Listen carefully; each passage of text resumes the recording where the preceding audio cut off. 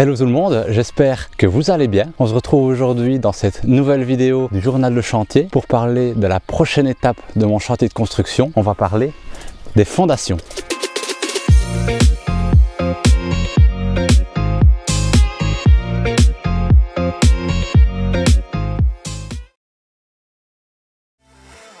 On avance, mais le sol est très dur. Creuser les tranchées de fondation pour le volume principal ne va pas être possible. On va passer sur un radier de fondation. Pour ne pas prendre du retard alors qu'on vient à peine de commencer, je m'attelle au plus vite au calcul d'un radier qui viendra remplacer les semelles filantes alors que les travaux de terrassement sont toujours en cours pour pouvoir livrer rapidement un plan de coffrage et de ferraillage aux maçons. Bon, je viens de finir de faire le plan des fondations, il est minuit 30, il me semble qu'il est temps d'aller dormir. Je mélange parfois dalle de sol et radier dans la suite. C'est bien d'un radier dont il est question ici.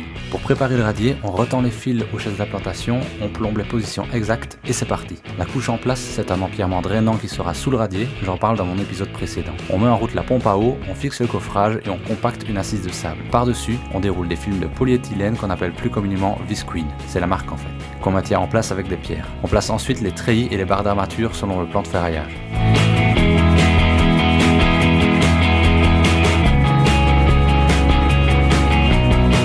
Et maintenant, je vous emmène faire un petit tour là-dessous pour voir tout ça un peu plus en détail. C'est parti.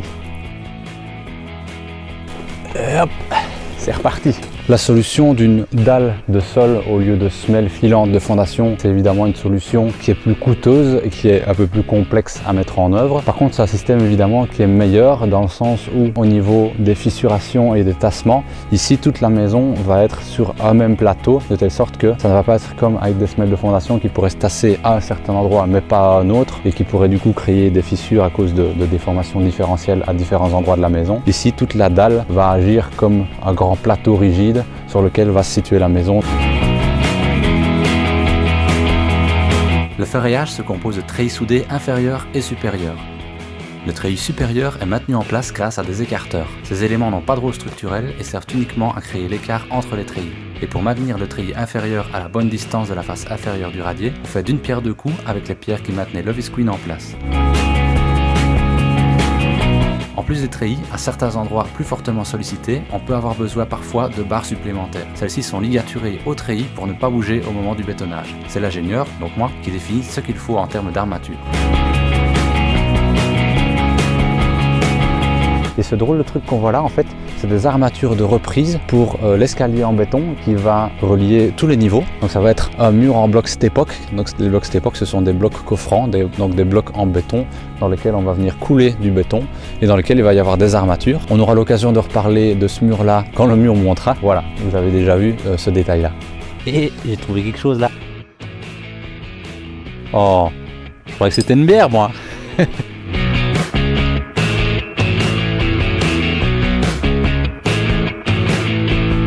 Pour couler une dalle de béton, on a besoin d'un coffrage. Et ici, on a utilisé ce qui s'appelle des draps coffrants. Donc, comme le nom le dit, en même temps, c'est un coffrage perdu, c'est-à-dire qu'il va rester en place une fois que la dalle aura durci. Et en même temps, il est coffrant, c'est-à-dire qu'il va servir à récolter toutes les eaux qui pourraient se retrouver au niveau de la dalle. Et ce drap coffrant est ensuite relié dans l'autre coin pour rassembler toutes ces eaux au même endroit. Alors ici on se trouve devant la chambre de visite à laquelle sont raccordés les draps de cave. Le drap jaune fait le tour de l'empierrement sous le radier et se rejette dans la chambre de visite. J'en parle dans l'épisode précédent. C'est un peu redondant avec le drap coffrant, mais vaut mieux trop que trop peu. On a aussi placé un regard sur le drap coffrant pour l'inspecter s'il devait y avoir un problème un jour. Et dans une des caves, on a un siphon de sol, un sterput pour les Belges, pour les eaux de nettoyage directement reliées à la chambre de visite.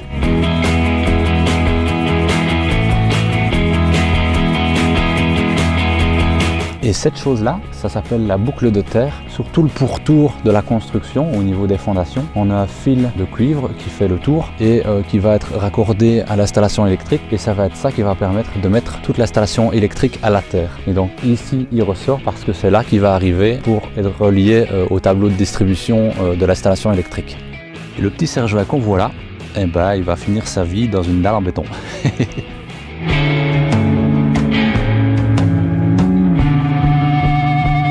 Pour les fondations du garage, là c'est quelque chose de plus traditionnel. C'est donc des tranchées qui ont été creusées par le terrassier, dans lesquelles on a d'abord déposé une armature et on va venir remplir ces tranchées de béton pour avoir des semelles filantes le long des murs porteurs du garage.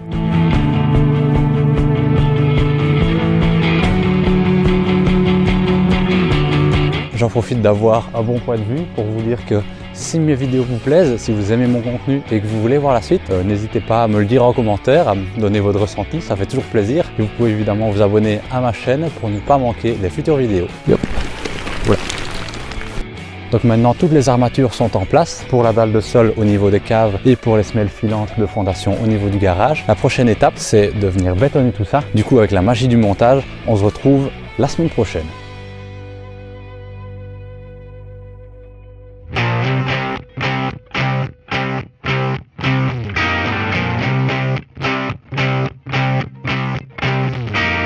C'est le grand jour, le premier mixeur à béton sur le chantier. Les gens du béton sont des lève-tôt, je suis arrivé à 7 h du matin et le bétonnage était déjà presque terminé. Bon, j'ai quand même su faire quelques images.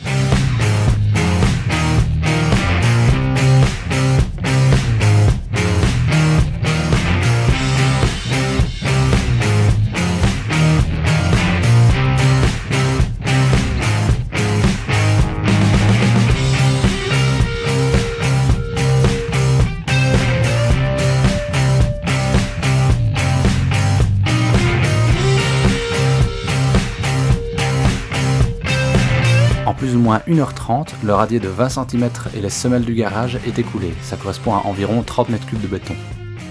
En plus du radier, on a prévu 2 petits plots de fondation pour la jonction des futures maçonneries du niveau bas des caves avec le niveau du garage. Et cette zone qui n'a pas l'air terminée, c'est pour pouvoir réaliser une pente vers le siphon de sol quand le béton aura un peu pris. Là, il est encore trop liquide.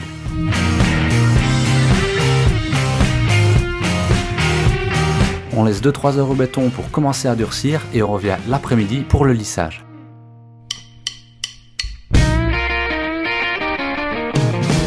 On a choisi de lisser le radier, comme ça pas besoin de chape ni de carrelage, ça sera de suite la surface finie des caves. Niveau coût, c'est plutôt un bon calcul et puis je trouve ça plutôt joli. Pour lisser à béton, on utilise ce qui s'appelle des hélicoptères. Il faut un très grand nombre de passes, vous pouvez le voir au temps qu'il défile en bas à droite.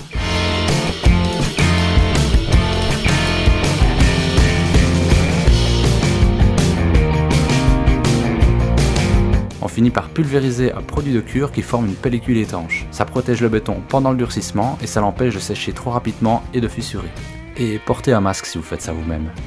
La dernière étape qui reste au niveau de cette dalle de sol, ça va être de scier des joints. Quand je dis scier des joints, c'est pas scier la dalle sur toute sa hauteur, mais bien sûr quelques centimètres de telle sorte à amorcer les fissures. Une dalle en béton va nécessairement se fissurer parce que dans le phénomène de durcissement du béton, le matériau se rétracte et en se rétractant vont se créer des contraintes de traction dans le béton. Or le béton est un très mauvais matériau quand il s'agit de reprendre des efforts de traction. Donc il va nécessairement fissurer. Maintenant, afin d'éviter que cette fissuration se fasse de manière un peu anarchique, n'importe où, avec des grosses fissures bien visibles, ce qu'on peut faire, et c'est ce qu'on va faire ici, c'est qu'on va amorcer les fissures à des endroits bien définis, en créant des zones de faiblesse, en sciant dans la dalle, de telle sorte que ce soit à ces endroits que les fissures apparaissent. Et donc, étant donné que le fond du trait de scie sera lui un peu plus bas que le niveau de la dalle, les fissures ne se verront pas. Et ici, on a décidé, c'est souvent comme ça qu'on essaie de faire dans une dalle de sol, on a décidé de faire passer ces traits de scie sous les futurs murs au milieu de la dalle, de telle sorte que les seuls endroits où on verra le trait de scie, c'est dans les ouvertures de portes.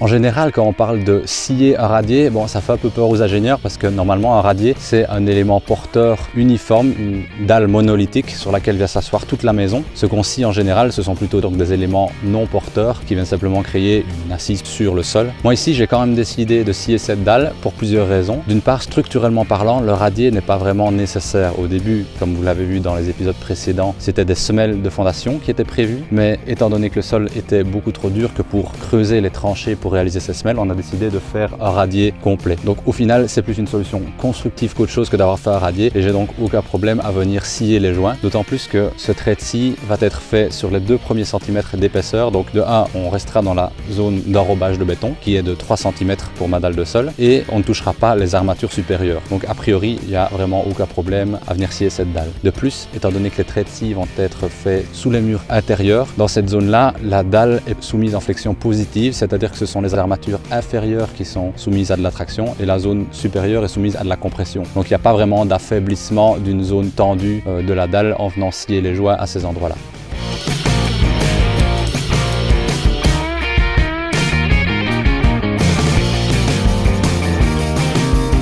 Voilà, c'est déjà la fin de cet épisode sur les fondations. J'espère que ça vous a plu. Merci d'avoir regardé ça jusqu'au bout. Si jamais mon projet vous plaît et que vous voulez connaître la suite, abonnez-vous à cette chaîne et n'hésitez pas à me laisser un petit commentaire pour me dire ce que vous en pensez et un petit pouce bleu si vous aimez. Prenez soin de vous, à bientôt.